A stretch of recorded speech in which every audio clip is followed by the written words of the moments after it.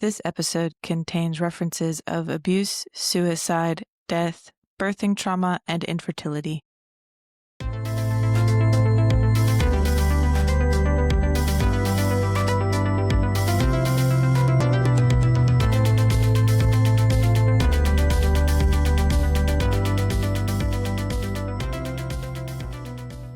Welcome to another episode of Holy Homo Healing Hour. This episode, we have with us a very special guest. Their name is Alpha, which, side note, is the coolest name ever. Fun fact, Alpha and Carrie were friends first, and then Carrie was like, hey, I know this really cool person that I think you would like. You guys should be friends. So then me and Alpha became Insta friends, literally, and on the app. So it worked out. Carrie was right. We are online buddies. We have not met an actual person, but we are seeing each other face to face on this podcast. And I love that for us, even though it's virtually. Let's see. What about Alpha? They're really smart, 4 degrees. Apparently one of them is in Latin, which is where the super cool name comes from. And I'm gonna let her talk about herself. Tell us about your name, your degrees, how you know Carrie. Yeah.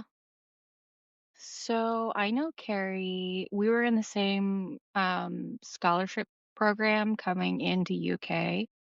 And so it was like this little elite 30 of us, this little cult of smarties.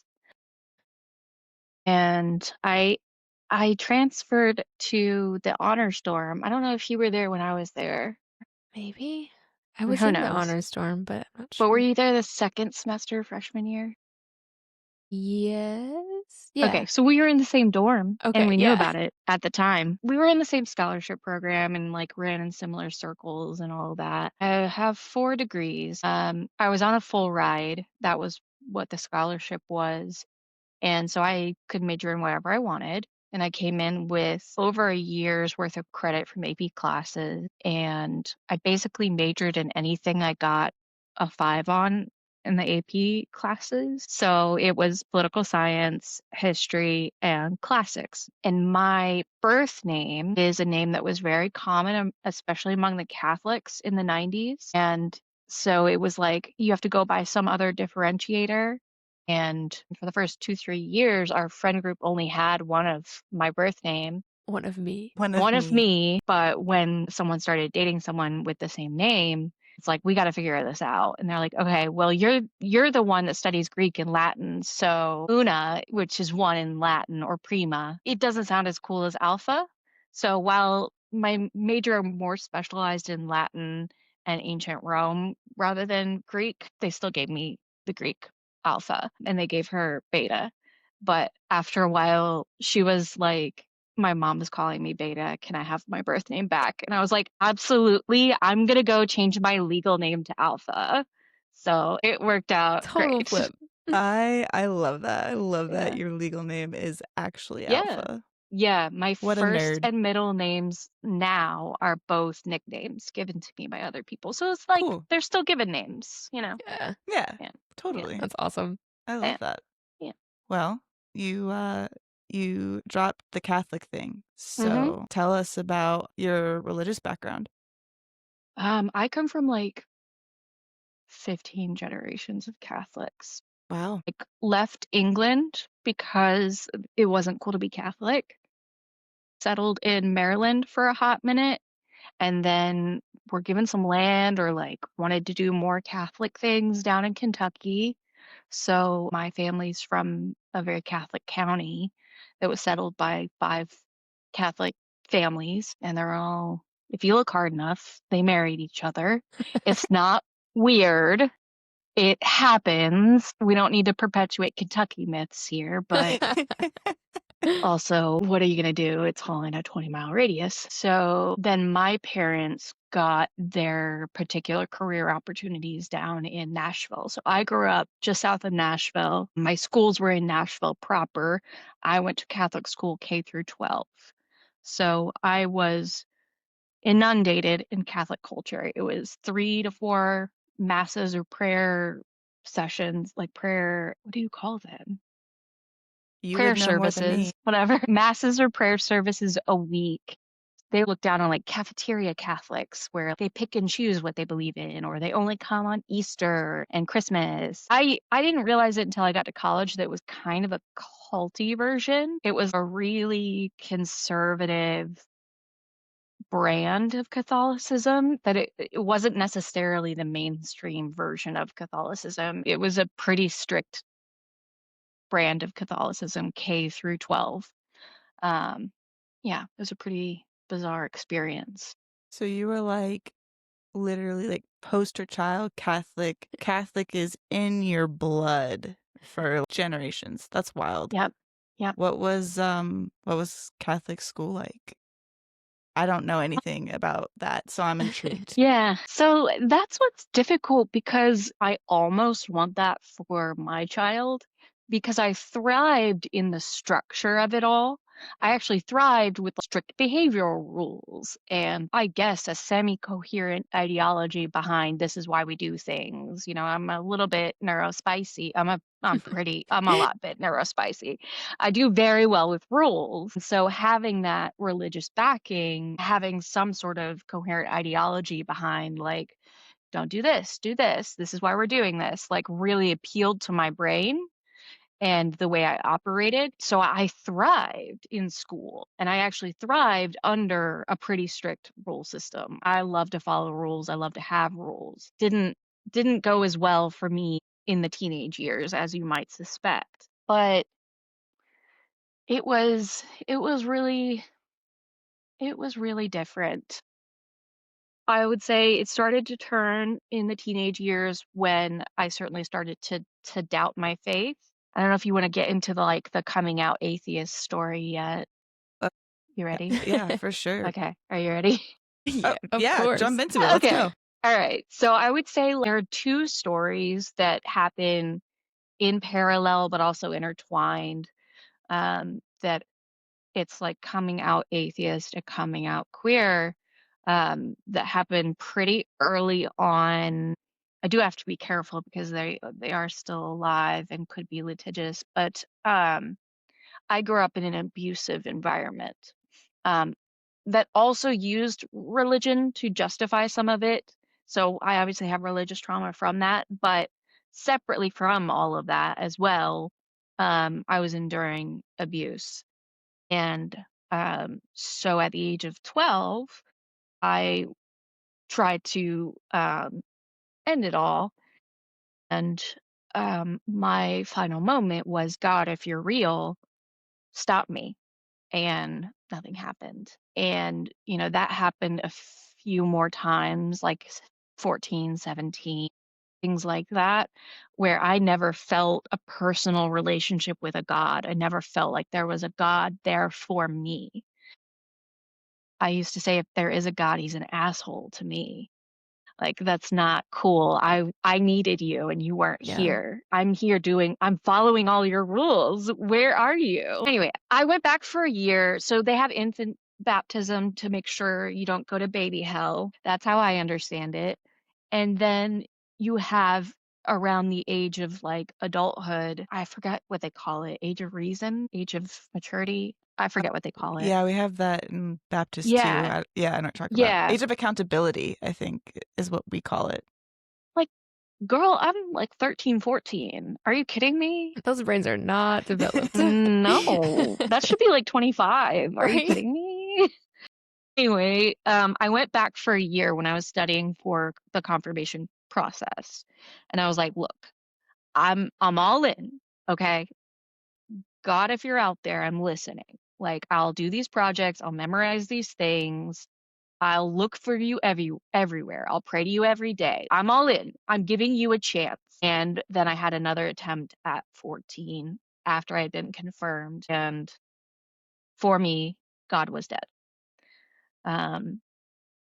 So that kind of was, there's nothing out there for me. I'm shouting into the void. And I never developed like what people call this personal relationship with God or Jesus or whatever. I kept reaching out, and there kept not being anyone there on the other line. Mm.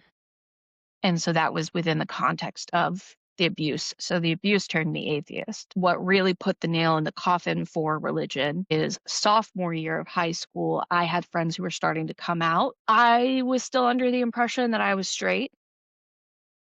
And so I had an absolutely hilarious reaction to my very attractive female friends coming out as bisexual. Like, are you attracted to me? Oh no, this is going to change our friendship. Like, this is so bad. I had a very embarrassing reaction that, like, hello, the call's coming from inside the closet. But, at the time, a lot of my friends were coming out like, hey, we might like dudes and we're dudes. We might like girls and guys. And I remember very specifically we had like quarterly or something reconciliation where you go and confess your sins and stuff. They gave us a pamphlet for ideas of sins to confess to. That's helpful. Yeah. How nice. Yeah, there were two factors. One, prevailing thought in Catholicism at the time was you can be gay, just don't act on it. Mm-hmm. And I thought of all my friends and how that required me to never want them to be happy or never want them to have or find love. And I was like, that's not fair. No, I don't want that.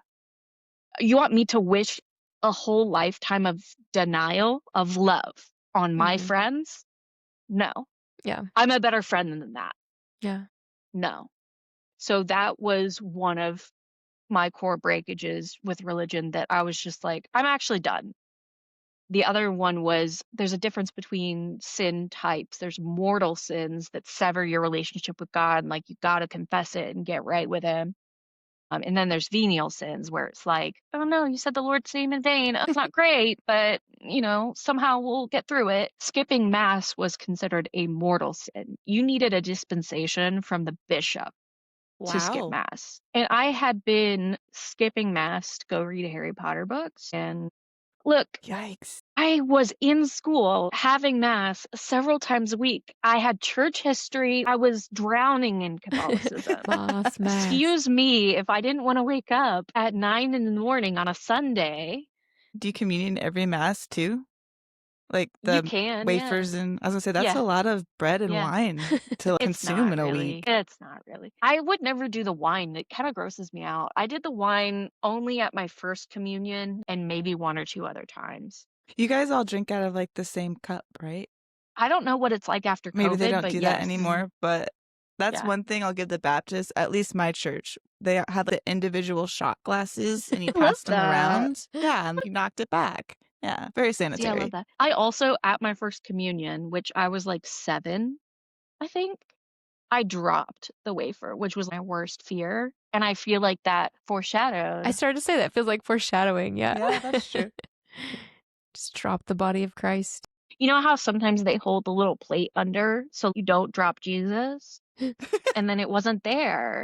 I was like, if you're going to leave me without a net, I'm going to drop Jesus. On your very first communion too. That Yeah. was telling. That really was. Yeah.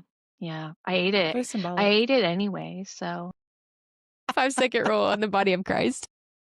I was a champ. When I was studying for confirmation, and I was like, transubstantiation's a wild concept. You want me to think this is literally someone's body and I'm eating it. No, thank you.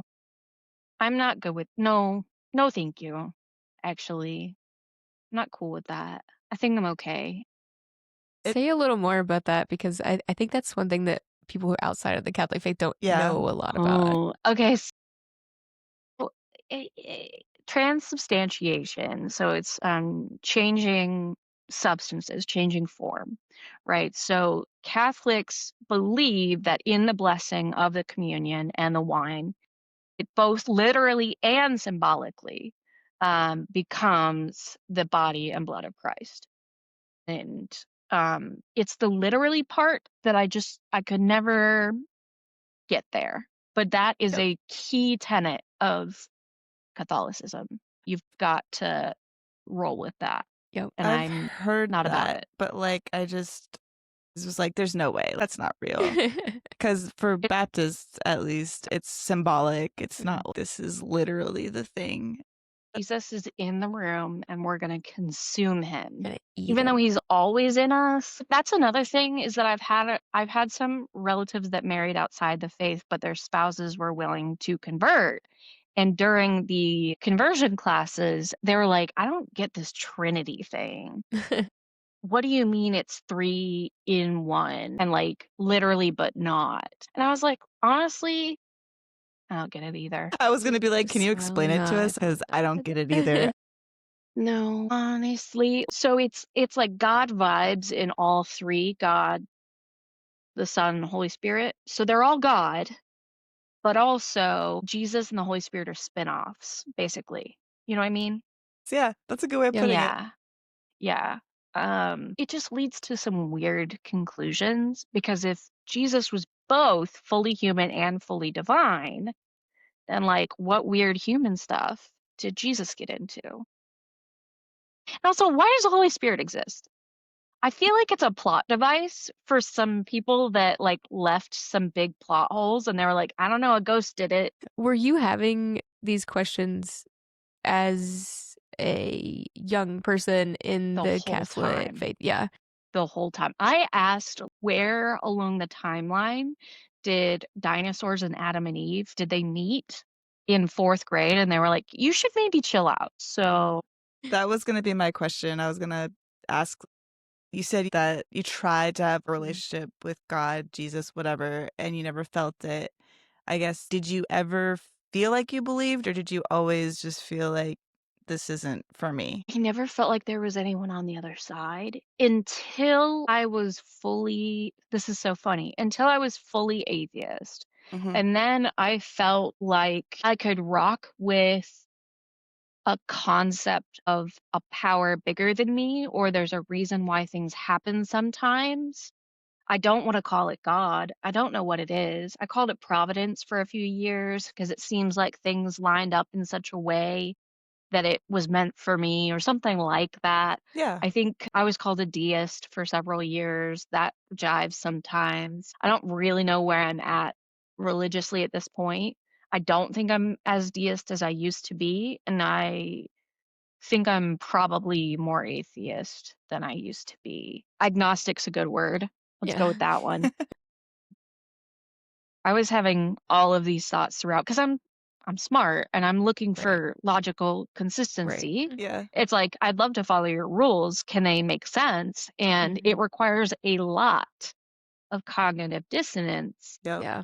to fully subscribe to a faith with so many conflicting rules and practices. Yeah. Especially when you're reading it closely, like you're trying to follow the rules and you're trying to look at all of the tenets, and then you're like, I've read the whole Bible several times. Like, I'm trying to get with you. I'm trying to be like, yeah, I love that doctrine. I read the whole catechism. I'm trying to rock with you, dude. But you're not making any sense to me. And then at some point you're like, just, faith. And I'm like, I don't feel that. I'm trying, but I'm not feeling that. other than the structure, what do you think was pulling you in that kept you wanting to try to align or to feel something on the other side? I have a real deep existential need to have meaning because of the abuse and because of the things that I've gone through in my life. I need it to be for a reason. I can't just have it be, it sucks, and then you die. Sucks to suck, love you. I need to ascribe a reasoning to it. It's fine if there's no innate reason. It's fine if the meaning is something I make of it. That's fine. So the concept that there's a reason, and I think I just desperately want to make someone or something happy and proud of me. And that's also clearly from the abuse. If I can't make my, actual daddy proud of me, maybe Yep. Sky Daddy will Yeah, work. we got Sky Daddy. Yeah. That, Relatable. But then it's like, Relatable. oh wait, Yeah. Sky Daddy doesn't talk to me either. Yeah. Not more. that makes Yeah. sense. Everyone's disappointed in me. Cool. Oh no. I support you. Lesbian daddy though. Lesbian daddy. There we go. Hey. Well, all right, cool. So that was a little bit about your religious background. Let's talk about the gay stuff. The gay stuff. The gay stuff. So you said the atheist and the queer realization happened pretty much around the same time. Did you realize you were gay like in high school? How did all that start Dude, happening? I should have known so much sooner. I kissed a girl in like when you're just playing around in like, kindergarten, first grade. Mhm. You should really think. You should really think about these things. There were so many signs. Oh So no. many I signs. don't know. I didn't realize it for myself until I was like 15, 16. But there were a lot of signs. What was your like, I'm gay moment? Did This you is have gonna one? sound awful. Oh My no. God. I watched the South Park episode. What? I know. And it was all about like lesbians. And I was like, I'm really into this. I think I'm one of those bisexuals. My Oh gosh, no. I have heard a lot That's of coming out amazing. stories, and South Park has never come up, and that is amazing. Yeah. It was also like, am I maybe uncomfortable around my friends who just came out because I think that they're really pretty too? And a lot of it was they would literally blow whistles at you if you touch someone of the opposite sex at all in high school. So, like, you couldn't kiss or hold hands or put your arm around them or anything. They would literally blow a whistle. And if you looked a little too intimate, you get detention. But you could be full on merging souls with your bestie and they'd be like, can't get pregnant, don't care. So I was like, wait a minute, are we joking or are we serious? And I Yeah. realized we're a little serious. So we just went through that phase where you kiss all your friends and then you become the person where your friends are like, I think I might be bi. Can I kiss you and see? Why, yes. Let me help. I volunteer as tribute if you must. I was like, That's a great job. Yeah. Dang. Yeah. Yeah, and then I had my first like relationship-y thing in high school, but most of that was a very short window because I found my spouse very quickly in college. My spouse is a man, sorry. I'm one of that. It's okay. I'm a cliche all the way through. Catholic school, bisexual, dyes her hair, and marries a man. Sorry. We love our Really bisexuals. sorry. We love the I tried so bisexuals. hard. You are no less valid. Thank you. And I've been thinking about that label a lot, is that I do think that my sexuality is creeping toward pan more than it has in several years, but I don't know. I've just been so comfortable with bisexual that that's the label I'm going with. I get really confused at drag shows where I'm like, everyone's attractive. And I get really confused around trans men and women where I'm like, everyone's attractive. I don't know what to do anymore. So I'm a very nervous bisexual turning pan, probably. Isn't that like the thing, like the bisexual panic? Isn't that what y'all are like in for? Yes. So there you go. Yeah. You were Yeah. keeping it the cliches alive. Yeah. Yeah. I also have this strange intersection where I'm typically pretty classic bisexual. I can be attracted to somebody purely on a physical basis, but I also have this dimension where I can be attracted to someone purely on an intellectual or personality basis. Like, I want to take your personality home, but I have no interest in your body. It's sort of sapiosexual. Yeah, I sorry, can't isn't there a word for really, that? That was yeah, sapiosexual. I can't quite, I don't know if that quite gets at it, but that's what I'm trending toward. But it's very hard to explain. And it gets really complicated at the end of the night when it's like, thank you so much. I have no interest in your body. This has been a great conversation. This has been really great. I'm definitely attracted to your personality, but I'm not interested in seeing you naked. Thank you. So it's really complicated. I'm still figuring that part out. Hey, we're all figuring ourselves Right? out. Will it ever Yeah. cease? I don't think so. No. So you deconstructed and came out all while you were still in the Catholic school system. Was there any tension for you? And like, did you carry anything from that religious upbringing past your deconstruction phase that kind of like bothered you? So I broke sophomore year, but I stayed through senior year. And there is a difference in tuition between Catholics and non-Catholics. And that's mostly because they assume that Catholics are paying tithes to the church that they are attending. So technically, the church is getting money either way or whatever.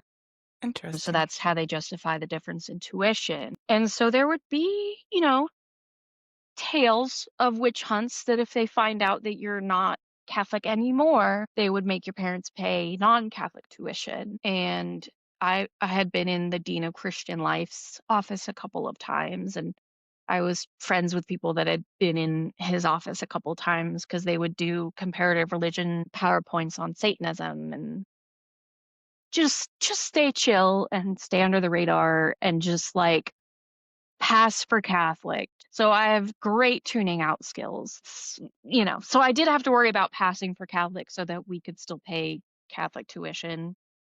That's really it. You've just admitted your Catholic fraud to the whole world. Charge my parents, babe. I don't have a problem. I don't care. So what I carried with me Catholicism wise, purity culture obviously was one thing. Mm. I think I had one summer when I let loose, let's say. Mhm. My marriage is my first monogamous relationship. So that was navigating that was a different experience. It was definitely a wild summer. I had a good time, but also like some guilt and like whenever my primary relationship would go crazy, I'm like, it's because I'm a slut. I'm glad that I blew it up for one summer at least, you know? Because then I found my life partner at 19, just wicked Wow, young. yeah. It's very lucky and it's very like, did we meet too young? But no, it's great. It has been great. And monogamy is strictly what works for us. I don't see that ever changing. Some relationships just can't handle it. So we're happy and safe in our monogamy. The biggest problem that I encounter nearly every day that is part abuse and part religious trauma, it actually stems from that concept of original sin. So, one thing that I was told personally by a primary abuser of mine was that I personally was born evil, that I'm evil, and it's only ever a matter of time before everyone sees it and they leave or they try to destroy me, and I deserve it. I deserve every last bit of it. So that tied in with the original sin as proof that I was born evil. Like, sure, you could be born evil, original sin exists, but I specifically was evil, and that's justify their treatment of me. And naturally, all of my defense mechanisms that I had built up from the trauma and from trying to protect myself through the trauma, as defensive as they were, would push people away. Yeah, no And kidding. that would, to me, trigger, oh, they're leaving, just Yeah. as he said they Just would, like, yeah. you know? Dang. So that I carry with me still Yeah. every day. And that part is still like, I don't believe in heaven, hell, good, evil, sin. I don't really believe in any of that. I still believe in that overarching negative cognition, as my therapist would say. There's a deep, deep part of me inside that believes that I am evil and it's only a matter of time before people realize it and leave. So that's definitely one thing. I will say it never really tied to my queerness. I never had to come out to my parents. I did have that luxury. I always had a primary relationship with a male. I always knew I wanted to end up with a male. I think if I had been single into my 30s, I'd probably try a wife on for size. Or, you know, let's just like, honestly, everything's so expensive. Let's just get a polycule up in here, save some money. Honestly. Right. whoever has the best insurance will get on their plan. I feel like that theme of worthlessness and self-esteem issues comes up so often for any kid that's raised in religion, no matter what the religion is. Do you have anything that helped you or words of wisdom, or it's just something you're still struggling with? No, I did a similarly kind of a deconstruction after grad school Mhm. into trauma and abuse and PTSD and narcissistic family structures. And that helped me to understand that what was said to me wasn't personal. They would say Mhm. that to anyone who was Mhm. in my position. So that helped some, but it digs in deep. I'm still doing EMDR. I'm still doing therapy twice a week. I'm still on just a ton of medication. Mm, So it's still a work in progress. I think what I had tried for a long time was measurable achievements. That's why I got the 4 degrees. That's why I was yeah, like, look at all these things that you can't deny that I'm good at. right. Look, I try hard and I prove myself. Obviously, I can't be this person that you think I am. Look at all my achievements, right? Mhm. But ultimately, those were hollow. And having 4 degrees doesn't mean you're a good person. Like, shut up. It means you can study. Who cares? That's really the hard part is that I'll try to retreat into having quantifiable evidence. I'm also a data analyst, Mm, but I'll retreat into having quantifiable evidence that I'm not evil or I can be good at things, but it's not enough. I'll still doubt myself. I'll still think, oh, I'm just putting on a show. I'm just trying to convince everyone. I'm just fooling them. I don't know the answer yet. No, Yeah. I'm still fighting through it. It still sucks every day. Every day. Today too. Anyway, yeah. That is okay, you know? I mean, that's the reality of yeah. of everything, and The lasting impact Yeah. for that sure. the lasting Yeah. impact. Absolutely. Oh, dying helped. Do you want to talk about that? Yeah, let's Let's talk talk about about dying. dying. Yeah, dying helped a lot. So I did have a lasting impact from religion where I've always had nightmares and I did grow up like on a Civil War battlefield. So I always had like I don't mess with ghosts, exorcisms, spirits. Uh, I don't mess with that. Yeah. That's welcome to exist. I don't mess with that. No, thank you. That can chill. I slept with a light on until I was 19. I'm a scaredy cat. I still thought for a long time that there was an afterlife and that you could haunt, you could reincarnate, you could become part of some sort of I was really into transcendentalism for a while where you could go and become a part of a collective soul. I really like that idea because studying history, I like to think of all of humanity as a civilization that we're all moving forward. And so the thought of going to join a collective humanity after death was really cool to me. Mhm. I didn't really care about heaven or hell. I just wanted to learn what they knew, you know? Yeah, yeah, totally. Right, so my religion is history, basically. So I still felt like, I don't know, maybe about afterlife and all of that. But 3 years ago, I had my son, and there were complications. I don't know if it's okay to plug another podcast, but Sure. I did do Go for it. a podcast episode on the Birth Trauma Mama podcast that it contains the word pseudoaneurysm. That was one of my primary complications. Basically, my kiddo needed to come out by a C-section and they nicked an artery while they were in there Ooh, and it formed a pseudoaneurysm and about 13 days after my son was born, it ruptured and I hemorrhaged. I lost my entire blood volume twice over, and gosh. I remember it. I was awake for it. Yeah. So, I was in the hospital when it ruptured, thank God or whomever, Yeah. because you really only survive it if you're in a hospital. If you're not, you don't, and they tend to rupture at least 2 weeks after giving birth. So, I was luckily in the hospital from a post-op infection when it ruptured. I was in the wrong part of the hospital, I like to say. I was in a scanning room, not an OR and not interventional radiology. That's where the other 2 or 3 folks that I know that did have pseudoaneurysms were. So they were able to have their uteruses saved. I was in the wrong part of the hospital. I had to have a hysterectomy. While I was passing out from blood loss and I was in the ICU, um, I had my experience. And it was bleeding out. It was very warm. It was very peaceful. I was in shock more than I was in pain. It was very disturbing. And it was like, I'm about to have the best nap in the world. Oh, wait, I don't need to be, this is bad. Yeah. It wasn't don't go toward the light. It was don't take a nap right now. That's not a good idea. We had the whole going through the hallways, stay with me, like haunting. So I have a lot of trauma from that experience, but Yeah.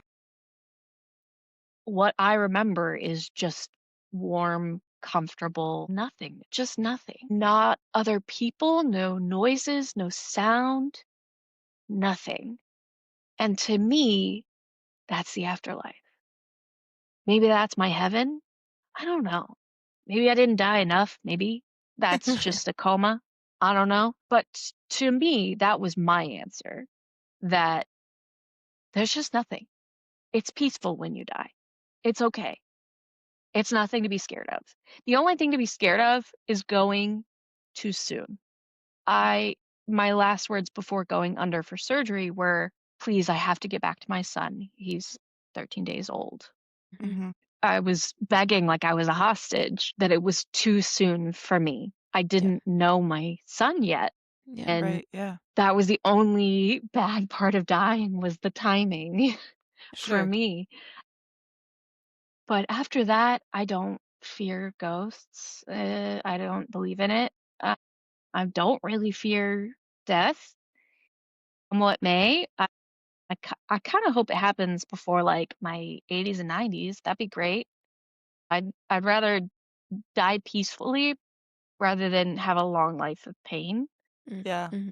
My birth experience did trigger an autoimmune condition, so I will be in pain for the rest of my life. That's just part of it. And so it rid me of a lot of fears, and it gave me a lot of peace that I had been prevented from having due to leftover Catholic fear, Catholic concerns. A lot of what helped me leave that bargain between heaven and hell behind was all of the abuse that I was going through at the time was enough hell on earth that I thought, if this is what I get while I'm alive, hell can't be much worse.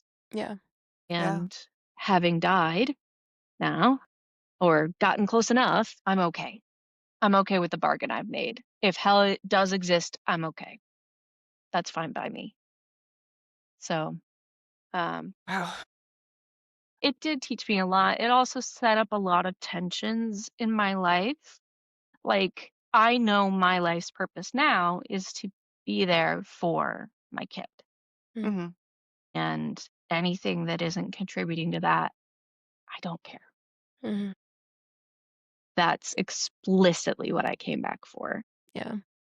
And so it's a lot harder to care about anything else. I have a poetry collection that I've been shopping around to different publishers, that it's also on birth trauma and going through that grieving process. That's important to me. I feel like that's something I want to contribute to the birth trauma community. Mm-hmm. But I think that falls in line with wanting to make meaning of the trauma that I've been through and wanting it to make sense and searching for something bigger to fill that hole, I think. Do you feel like sharing your story and sharing your poetry is helping with that healing, or what do you think you're gaining from that? Immensely. I feel like it's helping coalesce a narrative in my brain. I think it's helping me tell a more comforting story to myself, a story I can live with, rather than just a smattering of Polaroids of traumatic moments. I'm able to put it in a story where I can be a hero, right? Yeah. Like that's the Yeah. best case scenario. Yeah. Or just tell a story that makes sense, right? Like that's my deep need is I want to tell a story that makes sense to me that I can live with. I think that's important too because I feel like a lot of people latch onto religion for that same reason. They need that narrative that makes sense in their minds. They need to make some kind of story, make some kind of meaning. And when that's the only story that's there available for you, that's your only option. So I think that's why this is so important. It's for people to share their stories and to see that there are other things out there. So if that doesn't align for you, that maybe there's something else that can help Yeah. you find meaning there and help along the narrative of purpose. Yeah. Yeah, I would get caught up too much in Catholic punishment of it all and the Catholic guilt of it all, and especially with losing my fertility. When I come from, my great grandparents had 13 kids. Wow. I'm the first generation to only have one kid. Yeah. I failed as a Catholic, right? Like everyone else can give birth really well. So when you think about that weight of legacy and that weight of religion, and it's like, great, I'm still a disappointment. I'm a bad Catholic that I, you know, essentially could have died in childbirth. Every story I tried to tell myself that included a religion passed me as having done something wrong or having done Mhm. something to deserve it, Mm-hmm. or, God gives the hardest battles to the bravest. Ugh. Stop. I Yeah. didn't deserve this, actually. I didn't do anything to earn it. It just happened. And that's the best explanation I can live with. I need to not believe that a God would wish this on me. Yeah. I Yeah. can't do that. I can't believe in a God that would do that. I would rather not believe in a God than to believe Right. in a God that would do that. Yeah. No, yeah, So totally. I think that's just not it for me. Yeah. I still have several friends that are deep into religion. I've got a friend who's a priest. Um, I'm not I'm not in touch with my any of my family other than my brothers. I respect folks who do choose religion and feel like they can live it fully and it gives them joy. It frustrates me when folks live in that tension where they feel like they have to believe something, but they don't want to behave the way that their religion says they should. And so they live in that tension, that guilt, and that, ugh, I Mhm. broke the rules again. Mm-hmm. Then change the rules. Stop Yeah. believing in the rules. Why don't you make yourself happy? Yeah. Why don't you accept who you are? Right. Just stop believing that you're bad because you want what you want. Like, obviously, as long as you're not killing anybody. Right. Right. That's such a good way of putting it because that's exactly how I feel, but I never really thought about the fact that it's seeing those people live in that tension space. Because I don't care if people have their religion and follow their religion as long as it makes them a better person and they feel good. Yeah. That's awesome. Good for you. But it's exactly when you see those people just struggling Yeah. to follow their religion because they really don't want to and they're not happy. And I'm Yeah. just like, why? You don't Like, feel good. You're not happy. Yeah. you write the rules. Exactly. I remember several of my friends in college where they're like, oh, I went too far with a partner again. And I was like, why don't you just accept that you're a Christian that has sex? Yeah.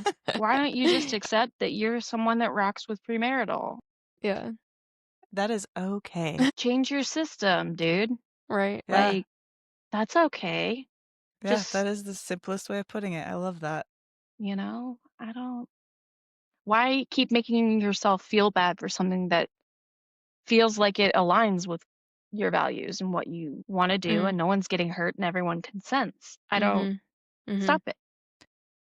So, unfortunately, we are running out of time. And with that being said, I wanted to transition to our final question. The final question. And the question is, what would you say to young baby gay alpha still sitting in the pews if you could go back with the knowledge you have now? Your mind is your safe space. You can be in the pew, but you can think whatever you want. I think that was something that took me a long time to realize, that I could be safe in my own mind But if I had to comply to get by, then I'll do that. That was something that caused a lot of struggle for me, both in the atheism journey and in the queer journey. I don't believe in a God that's a thought police. I wish that I had felt more confident in being able to say that a God that asks you to prove your loyalty to him is sus. Like, you can't eat meat on Fridays because you got to prove your loyalty. What? Or girls need to cover their shoulders because, like, what are we doing? I couldn't wear pants until Yeah. senior year of high school. What are we doing with that? Yeah. That doesn't make any sense to me. And then so much of it is like it's a mortal sin to skip mass because God is present in the church, but he's also present in all of us. Where two or three are gathered in my name. So which is it? Yeah. Yeah. So I think there were so many performative actions and so many thought policey type things, at least in the version of Catholicism that I was raised in, where it was to prove your loyalty to God. Mhm. And I realized I don't want a God that needs me to tell him where I am all the time, tell him what I'm Yeah. doing, tell him my intention, tell him I had Mhm. a silly little thought that might be sinful. I don't need a crazy girlfriend God. Yeah. That's not for me. I need a comfort God. I need a God who's there for me. I'm attracted to structure and rules, but I wish I had known if the rules are hurting you, get new rules. Yeah. I wish I had known that if the structure is suffocating you, it's the wrong structure for you. That's good. That's good. That's strongly something that I wish I had been able to tell myself is just having predictability and regularity and authority. It isn't enough if you don't trust it. It isn't enough if it's not coherent, if it's not consistent, if you don't really fully buy into the full system of it all. That I have a hard time showing it respect and authority and Mm-hmm. deference. I Yeah. don't feel like it's earned it at that point. And I think one big thing as well that I would tell myself is to not deny yourself the opportunity to love and be loved in whatever form it comes in. And I think I wish I had known that sooner. I feel like Mhm. 16 is late, honestly, to realize. 15, 16 is late to realize that you're queer. And then I was only out on the town for a couple of months. A lot of what went into my journey between queerness and breaking from religion is I didn't want to say that it's okay with me that my gay friends, my bisexual friends, can never be happy. They can never love or be loved in the ways that they deserve. And once I realized I'm also part of that community, I've suffered enough in my life, thank you, to go through my life denying myself that opportunity to love and be loved. No, that's not for me. And so I think that very much you can be it, just don't do it mentality just needs to be thrown right out. That's what I Yeah. would tell myself in the pew. Yeah. And then I think finally, especially what that dying experience taught me is that fear is a bad bargain. I did go through a very long deconstruction phase weighing heaven and hell, weighing, Mhm. is it worth potentially going to hell for not believing in this Mm. insecure girlfriend God if I drop this and I don't live as a Christian, as a Catholic for the rest of my life? Is it worth the bargain? Yeah. And ultimately, near death, it's not worth it to me. And so that's what I wish I had known and what I wish I could tell myself. It may be different for others. I don't know that all of those are translatable to other people, but those are the three main things that I wish I could tell myself and accept way sooner. No, that's great. I like the fears, not a good bargain. And then I also really think the idea of your mind as a safe space is going to resonate with a lot of people who maybe aren't able or safe enough to be out of the church yet. That if you are still there, that's a place where you can go, like, in your mind. If you're keeping yourself safe, you can still have that safe place in your mind. Yeah. And I know a lot of folks that are either still in or went back to the church when they had kids because they did want something to teach them morality and like control your body, and these are rituals and whatever it was imparted to them that they feel that only religion can teach. And I had an excellent education. Like that's how I got set up with a full ride and a full year's worth of credits. So I know several people that went back for their kids, and I would just encourage them to think about what they're setting their kids up for, to realize later. Yeah. But I think that there's just this kind of not super intentional pattern of like, I went through the church, you need to go through the church. Yeah. I learned morality through religion, you have to learn morality through religion. It's a universal good to send your kid to a religious school. It's like, is it? Does it have to be? Right. At what cost? Yeah. Oh, yeah. Yeah. Yeah. Look at that. Words of wisdom from Alpha. And you weren't even sure if you were going to have things to say. And I'm just sitting here like, wow, I resonate with so much of what you said.